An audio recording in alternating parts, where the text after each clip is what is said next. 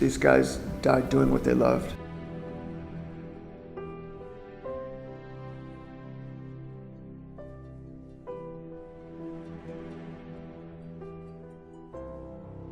You know, to me, people say, oh, you know, hero, everybody's a hero today. To me, these guys are heroes. You know, they really are. They went out, they knew the risks, they went back year after year. They were wounded, they were kidnapped, they were held hostage, they kept going back. You know, they felt that it was important. And they were killed giving service. You know, they were killed so that they could help provide evidence, or while they were providing evidence to people all over the world. You know, that to me is you know, the highest calling that I can imagine. When we worked with the US military, we basically, you didn't get any special protection. I mean, you were just out with the soldiers. We did not carry guns. We had, you know, flak jackets and helmets. So a lot of it was sort of bombs hidden in the roads or hidden in pathways. That was what we saw most of. You know, you'd be riding along in a convoy and suddenly just something would explode. And how do you still take good pictures in this kind of chaotic environment? I think, like a lot of journalists, I was interested in what was happening to the civilians. I mean, you're frequently the only person with a camera, you know, sometimes in an entire province. You know, you would be the only person there. There's military operations, there's attacks, there's all kinds of stuff.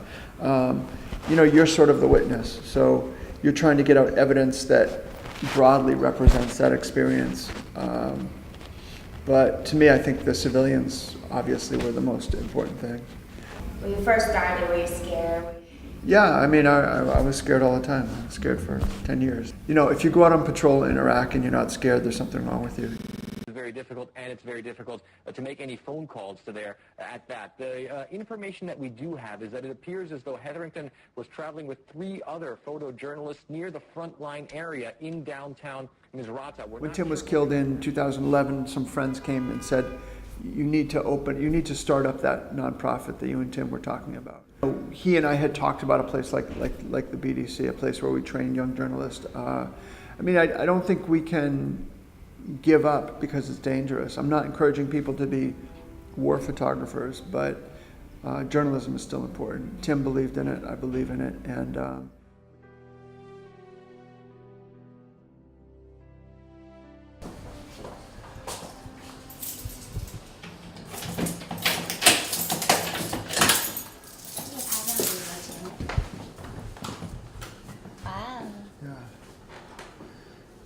basically, when Tim was killed, his mother, I was his roommate, so I cleaned out his.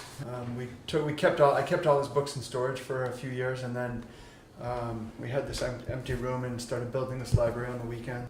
What are some of your favorite books from his collections? He's got a couple of great. He's got a lot of books that are hard to find now. They're very rare and expensive. I think. I love this Larry Burroughs book. Is a great book. There's a Gilles Perez book that's really nice. This is a great book. There's book.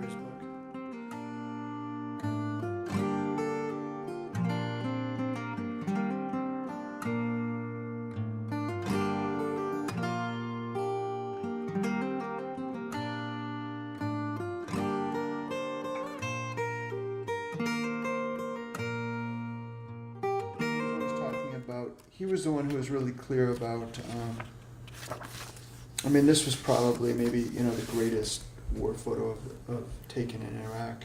There's a young girl, her parents had just been killed by American soldiers accidentally. Mm-hmm. She was in the backseat of the car and she's covered in their blood, and her brother's been shot.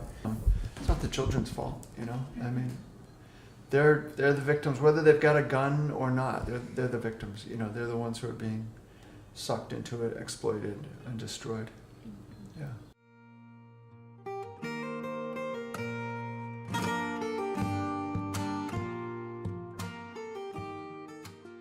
And so notice the helmet there. Did that belong to Tim? Yeah, that was Tim's helmet from Afghanistan. He put that helmet on to stay safe, you know. But it doesn't kept him safe eventually. No. It did not. He was hit in the leg and he bled to death. I think what the American people saw of the war had very little to do with the reality.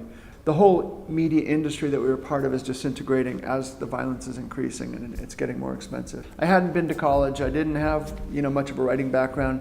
I sold a photo, one of my first photo essays I sold back in the 1980s. I basically got a copy of the New York Times and I just looked at how the stories were structured, where they put the quotes, where they put the graph that summed everything up, what they opened up with, and basically I just plugged my information into that format. I made sure that it was correct. I saw there was a lot of details, there was ages, there was facts, and I basically sort of followed that format. And the magazine loved it. They said, this is a great story. And they sent me a check for $500. And that's how I started as a writer. The types of staff jobs where you get a staff job as a photographer for $80,000 a year and you just do one thing, it's gone. We know that. It's been gone. It's not a new thing. So where are there opportunities? If they need video, you shoot video. You figure it out. If they need a voiceover and a multimedia, figure it out. It's make yourself useful. So is this picture by Tim as well? Yeah, this is a photo Tim took in Sierra Leone. It's from the Milton Margai School for the Blind, and he worked there a lot and helped them out and volunteered. It was a place that was very, very important to him. Right.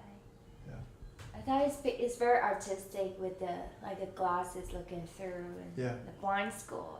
Yeah, he was right, exactly. Yeah, and things are in focus. Yeah. You feel a sense It's of happening. mission. It's happening whether you go or you don't go. It's still happening. It's not happening because you go back. But you can It's stay happening. here and be safe and just talk about it. But you can. Yeah, and then it's better to be involved. Yeah, it's better to be involved. So, yeah, that's where it's at.